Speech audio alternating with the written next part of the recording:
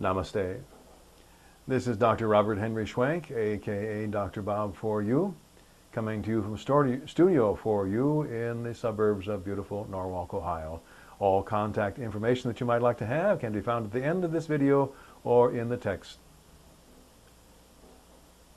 The meaning of life, to be happy, and the party we had hoped for didn't happen, but we can still dance. The life turned out not the way you had hoped. Not yet, anyway. Well, what are you going to do? Stand around? The party went poop. Now what? You can still dance. In the annals of the meaning of life and being happy, here is one for the record books. This person whom I know well, but whom I cannot name because she is so close to me, had life all planned out: graduate college, marry, have 2 kids, 1 girl, 1 boy, buy a house and property and live on that, of course, using the nice property, then have regular family get-togethers. Everyone would grow comfortable and older together. In other words, following her plan, she would be happy and have the meaning of life all sewn up. Well, it didn't quite work that way. Unfortunately, she lost 2 grandmothers in the same weekend. A few years later, she lost the remaining grandfather.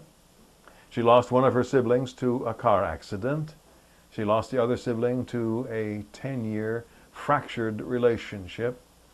In short, all her plans did not work out. She was planning a great life party, but even the DJ did not show up. Now, what was she going to do? Some things did work out. Her 2 children are fine citizens. The house that she and her husband own and the property are still appreciating in value and will continue to do so if history serves its purpose. And then, of course, there are investments that they had, and they will grow again. But the family ties and lines of communication she had hoped for were broken through one disaster after another. Now she can stand around at a dud party, or she can dance. Those are basically the 2 choices she has. The jury is still out on that verdict. Maybe in the future I can let you know as to what happened, how the outcome obtained.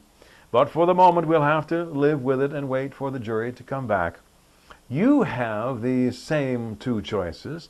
Your life may not be the party you expected it to be so far anyway. You thought that the party itself was going to give meaning to your life. You thought that the party itself was going to be your cause for happiness. But the party went poop. Now what?